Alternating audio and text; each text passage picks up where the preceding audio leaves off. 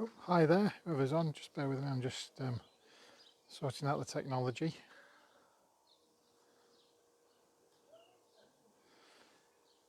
Cool, right, let's see what's what. Hello Rebs, good lad, good boy. Right, I'm just going to make sure I can pop this on and see what's what.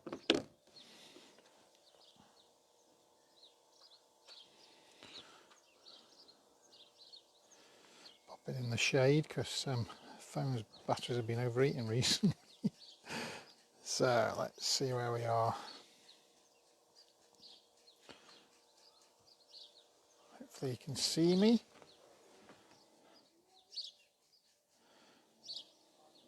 Okay, brilliant. Okay, I think I am all sorted. So if you can see me and hear me, let me know, and then we can go from there. I hope everyone's well, so yeah, give me a wave, let me know who's on, and I'll see what comments come up on there. Hopefully say another glorious day. So I've got some building work going on, but we'll work around that. So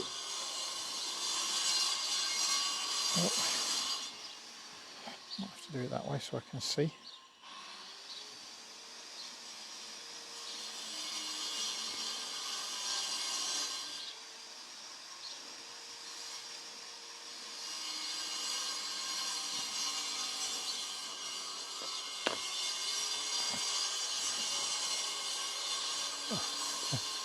Sod's law, I hasn't done that all day, and I come out to do a live and I've got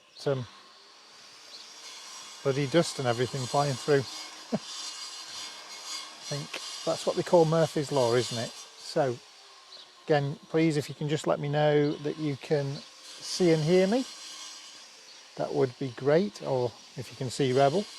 Obviously Rebel's being very, very good and patient and waiting. Good boy, good boy. And then we will go into some behaviour change. Excuse me, buddy. I know. No, where'd you go? Where'd you go? Up it up. Yeah, better. So I think my microphone is picking up a signal. Just think I can see it going through. Just bear with me while I just double check. Yep, my microphone is picking up a signal, so that's all good. So hopefully it's coming through. I have plugged in.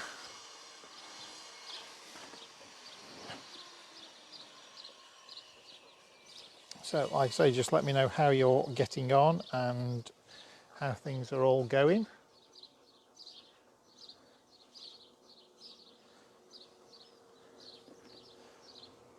And then we'll sort of have a chat about what behaviour chains are. I mean, talk about behaviour chains in context of behaviour, it probably becomes slightly different. You can look at it from a point of view of what dogs will do in certain events. I'm looking at this from a point of view as just as training some of the games and some of the concepts that we've been doing over, well, the last few weeks really, as we had the 30-day squirrel challenge, then we've been doing a few other bits and pieces. So this is really about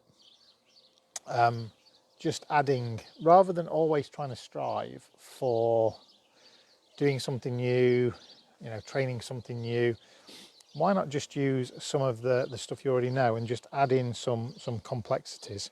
So that's really what we're going to go through today and just show you in context, because obviously with Rebel, I had an issue, it's probably an issue that most people would love to have, is that Rebel absolutely adores the vets, and he just could not focus when he was in there. He just had everybody falling over him, cuddling him, and every time he went in he was getting treats. So he would literally just almost launch himself over the vet counter to go and see the vet nurses. He would barge into the consult rooms doors to go and see the vets, and just you know, you kind of think, oh God, I'm a trainer, and I've got a dog that just acts like a complete knob when you're in the vets. So it was quite funny. Oh, hi Laura, how you are? Hope you're well. Loved the ornament of Archie. That was awesome.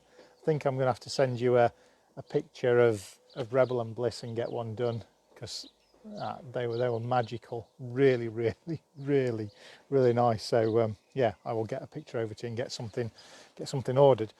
Yeah, so Rebel became a complete knob in the vets, but I suppose most people would say I'd rather have a dog that was excited for the vets than a dog that was scared of them. So yeah, so in terms of what we did with Rebel was just simply started practicing behaviour chains, so that when we went into the vets, we could try and give him something to keep him occupied. And what was funny, you know, Rebel here, you know, in my back garden, I'll ask him to sit, I'll sit, ask him to lie down, I'll lie down, do stick him up, he'll stick him up, do bang, he'll roll over, you name it. He will do them all, but ask him to do them in the vets. If he said lie down, he'd probably give you a left spin. So it just meant that his brain was just all over the place. So doing behaviour chains was a great way to get his mind kind of focused on concentrating. So when we go into those exciting places, he was able to then go, no worries, Laura. So yeah, so that's really what I'm sort of looking at today, is what we can do. And I've been starting to do it a little bit with Bliss. You probably can't see, you might be able to see, yeah, I've got some cups hung up on the wall, because I've been doing a lot of the scent work recently with Bliss. I've been doing things that I probably shouldn't have been doing, because I've been putting contamination containers out along with the cups. But Bliss just astounds me with the way that she does scent work. So I push her, okay. So hopefully you can hear me okay over that. So right, let's have a look and get started. Apologies for the legs are out. So what do I mean first and foremost? So you've all got individual little things your dogs can do. So Rebel, come here, come here, come here. So Rebel, you know, obviously go sit, and he'll sit. Left, and he'll do a left. I'll give you another one, even if you say it accidentally. So thinks that the next in the, what he thinks is, can I get a treat if I do a stick 'em up? But I'll go right.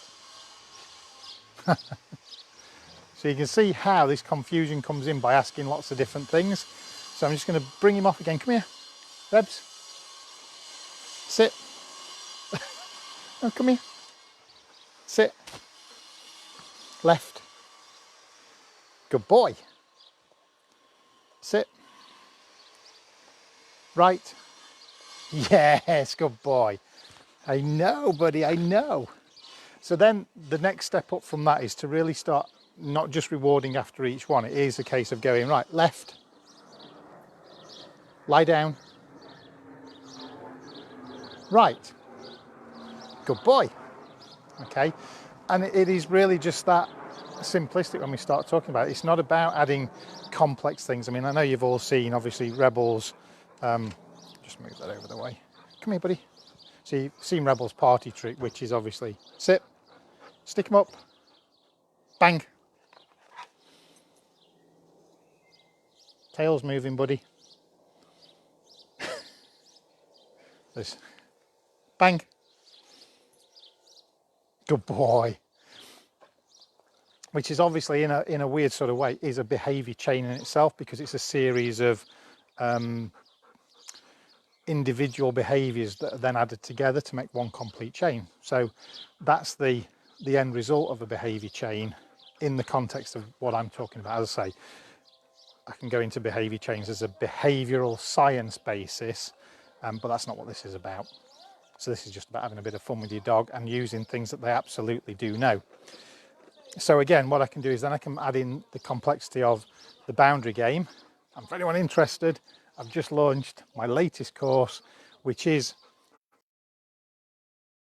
but it is this through all the steps for getting your dog onto this boundary, being able to then walk away from it and leave the dog there, come back and reward, how to build sort of duration on there, how to build the off command, then how to build the on command, and then we even go into impulse control. So it's a case of,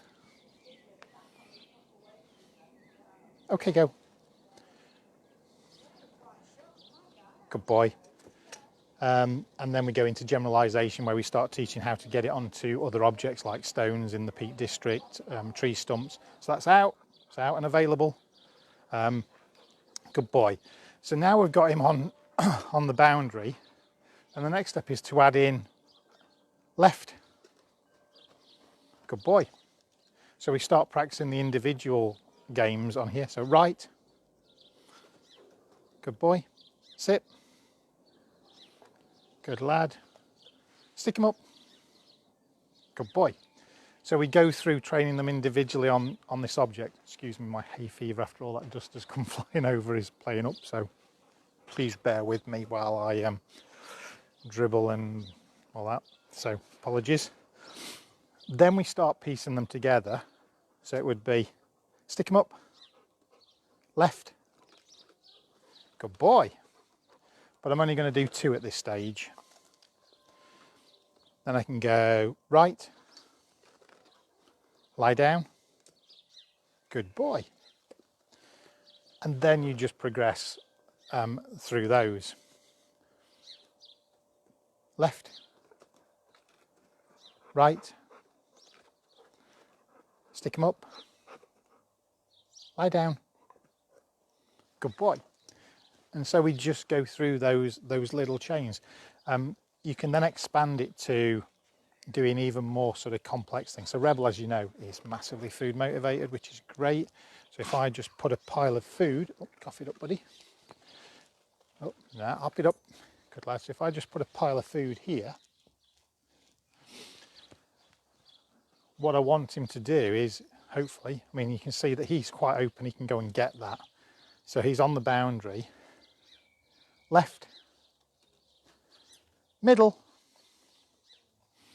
yes, go get it. Okay, so all I'm doing now is I'm kind of piecing together lots of different things that he already knows, but the complexity comes in that a lot of the times when I do this food game on here, I might go, okay, go, and just release him straight to the food without adding the middle. So you can see all the time what I'm doing is I'm just taking these things. But can you see what's happening? Can you hear that panting already? And we've not really done a mass amount of work, but it's taxing him, and it's great fun for you to have that bond with your dog. So if you've got any questions about it, just pop anything in there and let me know anything you want to ask. As I say, it's just popping the complexity out. And I don't know whether I'll do this one, but Rebel, zoom. Yes, go get it. So the zoom for us is the object wrapping, so around the cone. And then again, you can just keep adding and adding until you get a whole series of behaviour chains.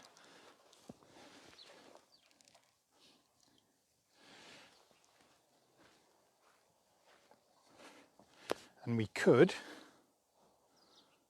left, stick them up, right. See how it's, see, he got a little bit confused. So he's like, okay, what do you want me to do? So what I might do now is I don't necessarily go back to the same routine. I might just go, okay, stick him up, left, right, middle, okay, go, middle, okay, go get it.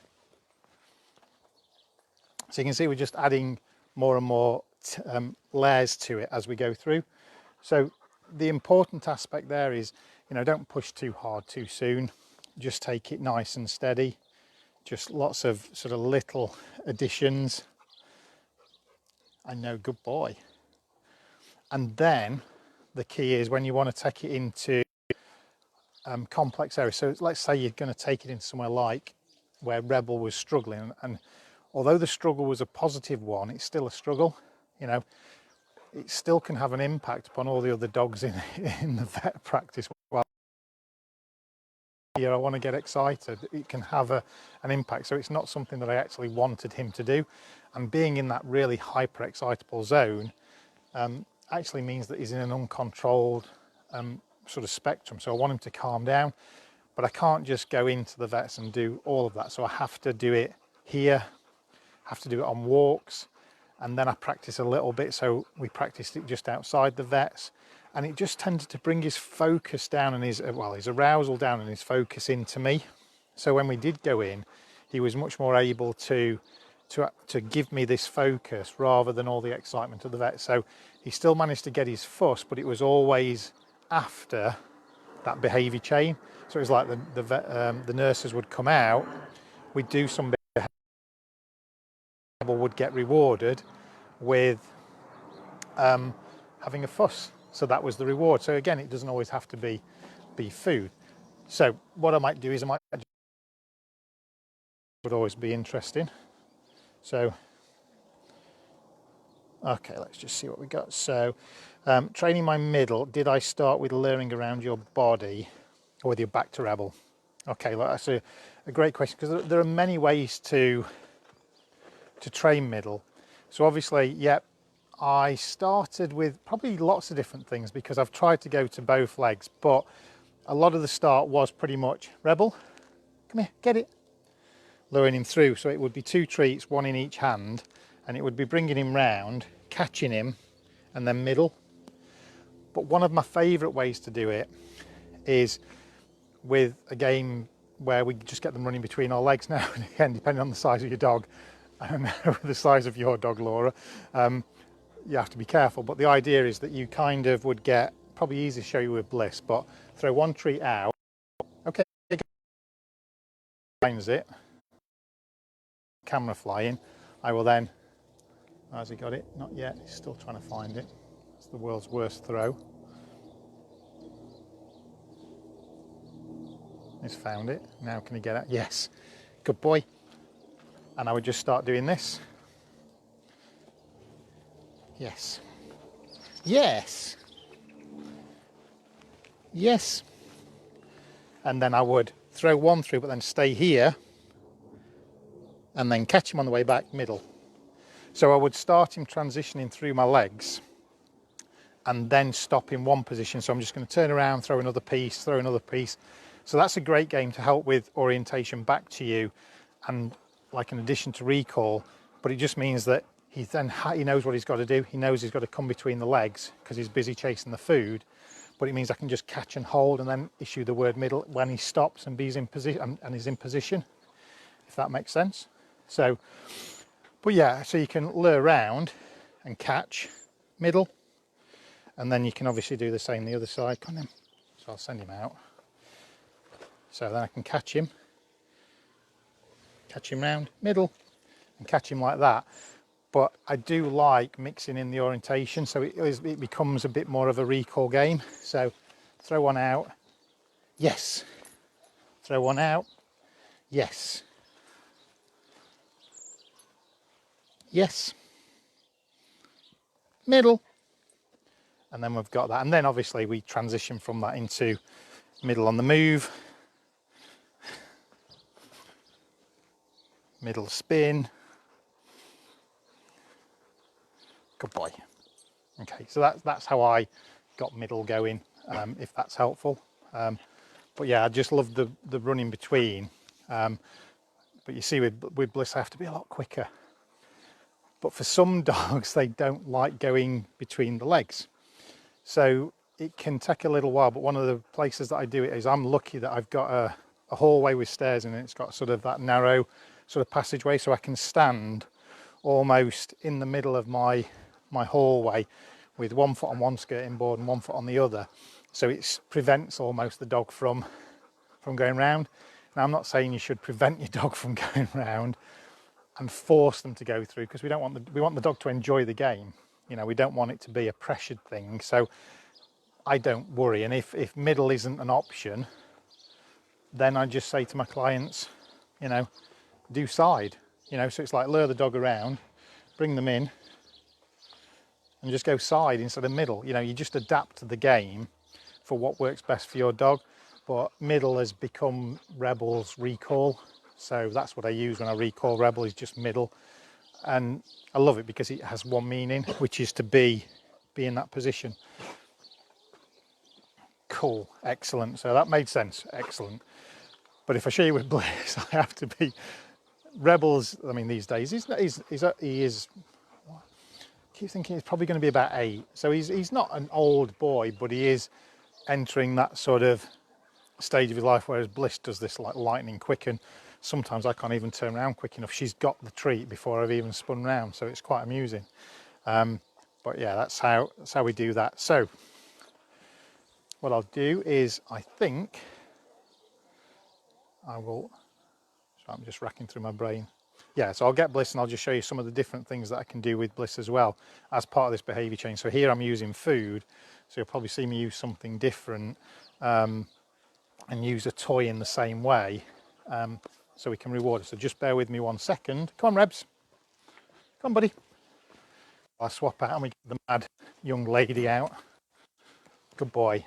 Come on. In your pot. Come on, Blissy. Good girl. Here comes the pocket rocket.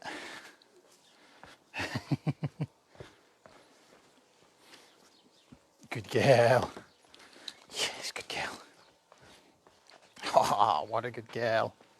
So anyone got any questions regarding anything on there, just before we go on with the beetle? Yes, good girl. Out.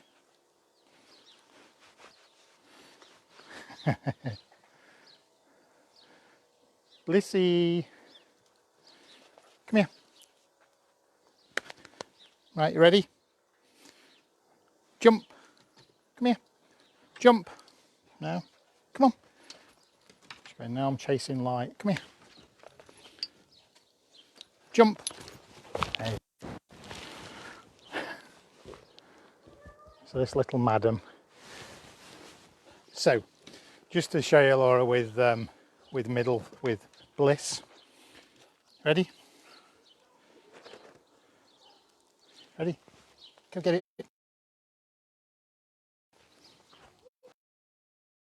Yes. Yes. Yes. Yes. Yes. Yes. Middle. Good girl. So that's kind of the way that I like it, because it has that movement in it. So it's a bit more energetic.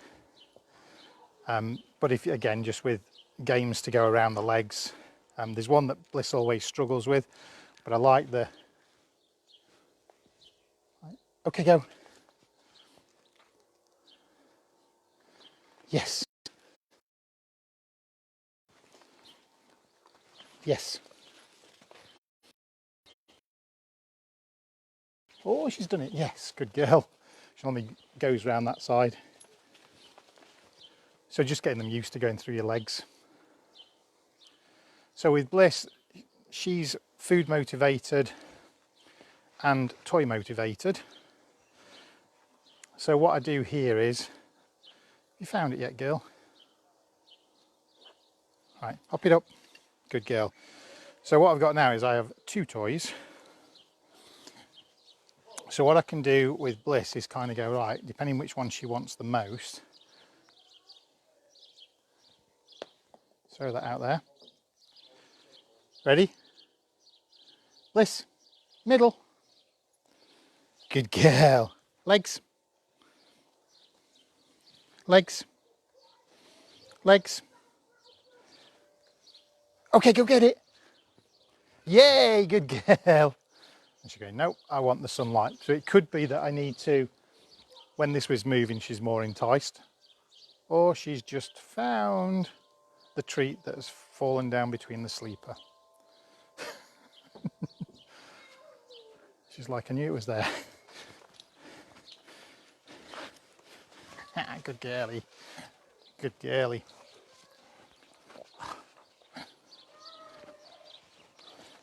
Ready, out, sit. Good girl. Hop it up. Middle. Yes, go get it. Come on then, bring it. Good girl. So you can see you can use the toy as well.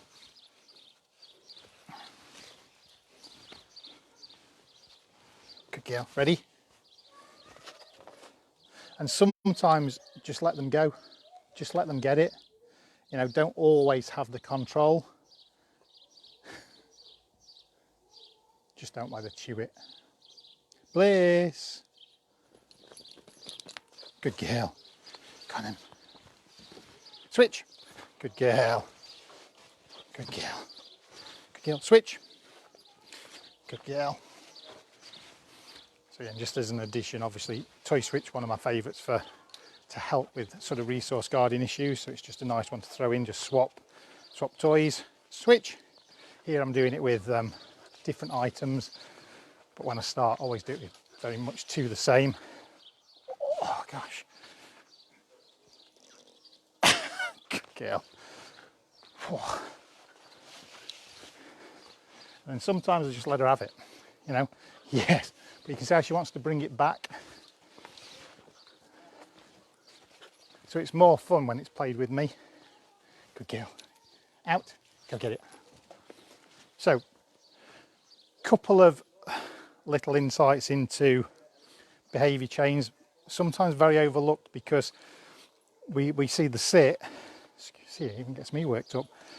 So you see the sit and the lie down as simplistic trained behaviours, but the reality is that start adding them together and start going sit, down, stand, stand, sit, down.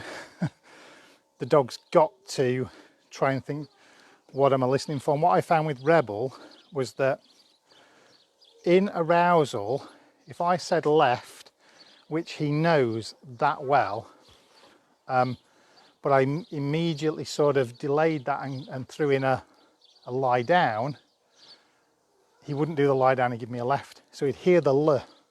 So it's almost like he was there, he was in this heightened state, and as soon as I went, he just left, because that was his preferred. So he chose his preferred behaviour as opposed to hear what the command was. And you see that more and more out in arousal situations. So it's well worth looking at behaviour chains and just using all your simplistic behaviours that you've already trained and just adding them together and just putting some complexity in. So, you know, like you saw me doing left and rights on the boundary. So you could do that on just different objects, you know, and then piecing together. So it's really, really amazing what you can do with just the already taught behaviours. So don't always think that you've got to be training something new, because, you know, and the dog find it easier to have the complexities of things being linked together than they will of learning something new, which actually expands the brain power of the dog ready to learn something new, because they're already in that learning zone of, all right, okay, there's something new. So it becomes a little bit easier. So if anyone's got any questions or anything they want to ask, please feel free. Happy to talk about anything, but that was just, I was just thinking, what can I do? Someone came on the other day and said, you know, still haven't done many lives since we finished the challenge. So I was like, nah, you know, let's get some going and do a few more sort of ad hoc ones. But for anyone who hasn't seen Bliss on her scent work, don't know if you can see it from that camera over there. I think you can probably just see the cups just up on the wall. So and Bliss is absolutely loving this scent work. So I mean, the one that we're on, which is from the School of Canine Science, which is Scent for Six, it's a phenomenal course. If you really want to get into the nitty gritty, it's well worth. And anyone who wants to know, I do have a link that I can put you in touch with, so you can get get signed up on that. Or I say, if you only want to learn some very simplistic basics, I have 2 courses currently available. So I have the beginner scent work, which is where we start targeting certain odours, and then I have a beginner sort of active scent work course as well. But just to kind of show you where we're up to, hopefully if you can see this, I'll just move this over here, so bear with me. So you can just see that here we've got a setup of plastic cups, and the one that has got, oops, one's fallen out. So that's an empty tin. So what I've popped in some of these is just an empty tin. But in some of these, there is what we call a hot tin. I'll just see if I can show you. So I know that it's the hot tin. It has got a little bit of black tape on. But in there is a scent tin with a hole. So that's got the odour that we're using. I don't know if you can see that all right. So, and then obviously our black tape. And all we do with this is, I've got this slanted at the moment so that there can be some low, just altering how she searches. If I put this one over here, then she's going to look through all of these. If that's Bliss bashing there. Oh, she's already, Bliss, come here, middle. Ready? Go, Neil.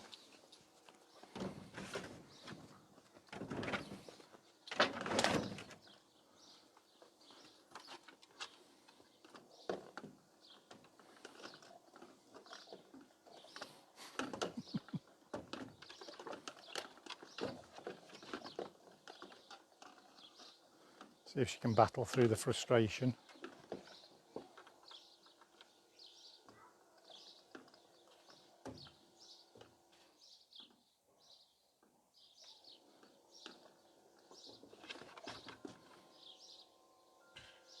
Yes, good girl, good girl. So you can see that it's just, that one was made difficult because she's normally climb up. And then all we do is we just swap this over. I slide some different ones over.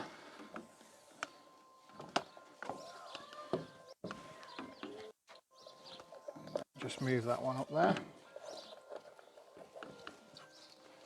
So we'll have another go. Bliss, middle. Ready? Go, Neil.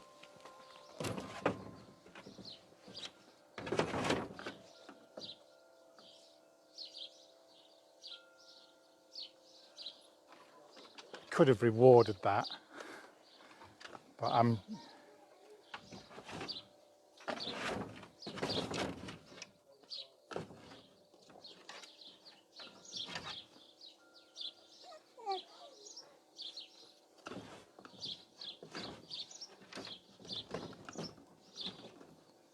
yes, good girl. I just pushed her a little bit too far with that one, but you know, even when the two are close together, you can see that she went into that one, but she still found the right one, which is that one with the black tape. So, she's just really taken to it. You know, she is just kind of really sort of found something that she really enjoys doing. And if I end up leaving tins lying around, believe it or not, she just will go and sit with her nose on the tin. So there we go. So I hope that's been useful for anyone that's maybe wanting to sort of think about how you introduce sort of behaviour chains and how you can add them in to your training just very simplistically. Blissy, come here, hop it up. Bliss doesn't really know left and rights yet, so we've got to do a bit of work on that, but come here, left. So she doesn't know them. Left, good girl. But we'll work on those. There's something to do with her. Right, come here.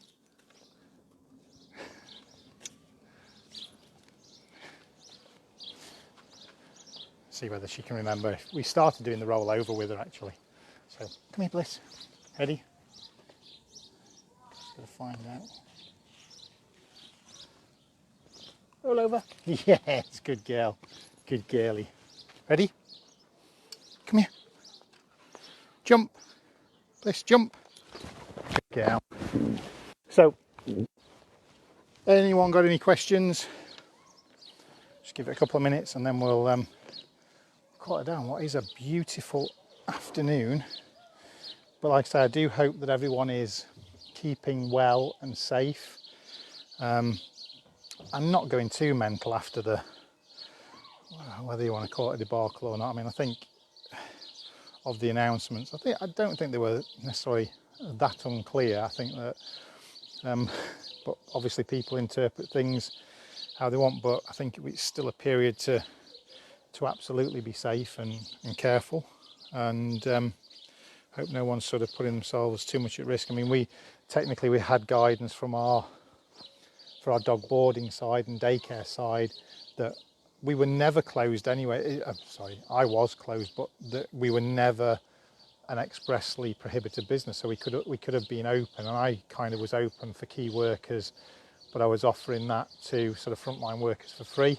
But we could have been open, but effectively we were only allowed to have one dog, and then we had to wait 3 days between dogs. So effectively you were open, but for me that would have meant one dog twice a week.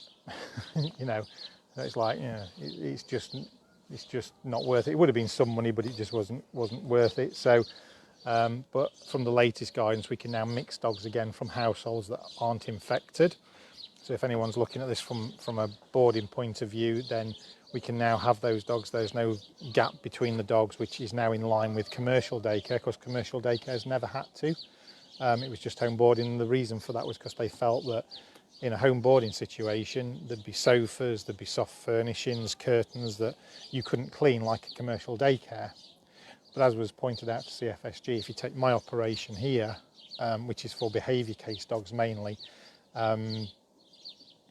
they don't go into the sort of front room. We have our own area that is, all the walls are painted with, you know, proper sort of moisture resistant, waterproof paint. The floors are covered in lino, and then we have barrier mats over the top.